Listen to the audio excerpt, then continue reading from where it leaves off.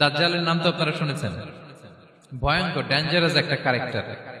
পৃথিবীর শুরু থেকে শেষ পর্যন্ত এর চেয়ে বড় ফিতনা আসেনি, আসবেও না। দাজ্জালের ফিতনা।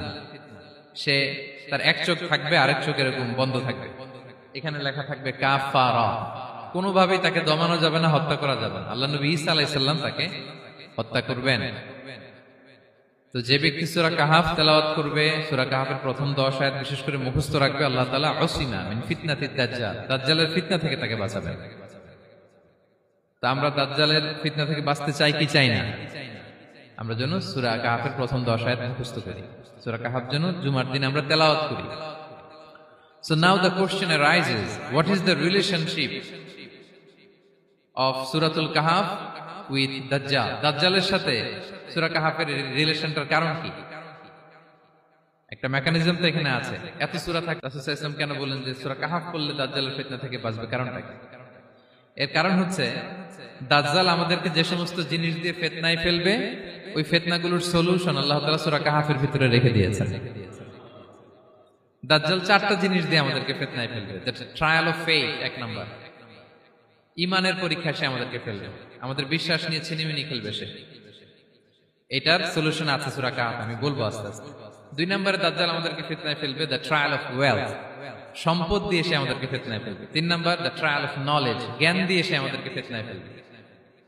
4 নম্বর, দ্য ট্রায়াল অফ পাওয়ার, ক্ষমতা দিয়ে সে আমাদেরকে ফিতনায় ফেলবে। দাজ্জাল 4টা জিনিস দিয়ে আমাদেরকে পরীক্ষায় ফেলবে। কয়টা? 1 হচ্ছে ঈমানি পরীক্ষা, 2 হচ্ছে সম্পদ দিয়ে পরীক্ষা, 3 হচ্ছে জ্ঞান দিয়ে পরীক্ষা, 4 হচ্ছে ক্ষমতা দিয়ে পরীক্ষা। সে ঈমানের পরীক্ষায় আমাদেরকে ফেলবে। সে এসে বলবে আমি তোমার রব, এবং এটা প্রমাণ করার জন্য যা যা দরকার আল্লাহ তাআলা তাকে সব দিবেন। সে সব করতে পারবে। সে বলবে আমি তোমার রব। যদি বিশ্বাস না হয়, তোমার বাবাকে যদি জীবিত করে বিশ্বাস করবে? অনেকে বলবে হ্যাঁ আমার আব্বাকে জীবিত করে দেখান।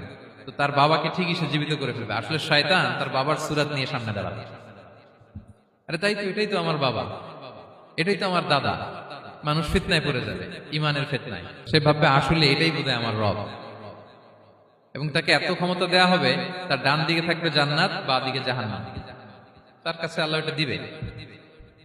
যে তার কথা শুনবে তাকে সে জান্নাতে ঢুকাবে, কিন্তু জান্নাতে ঢুকে সে জাহান্নামের শাস্তি ভোগ করবে। এটা তার বাইরের মানুষ বুঝবে না, অ্যাপারেন্টলি এটা জান্নাত।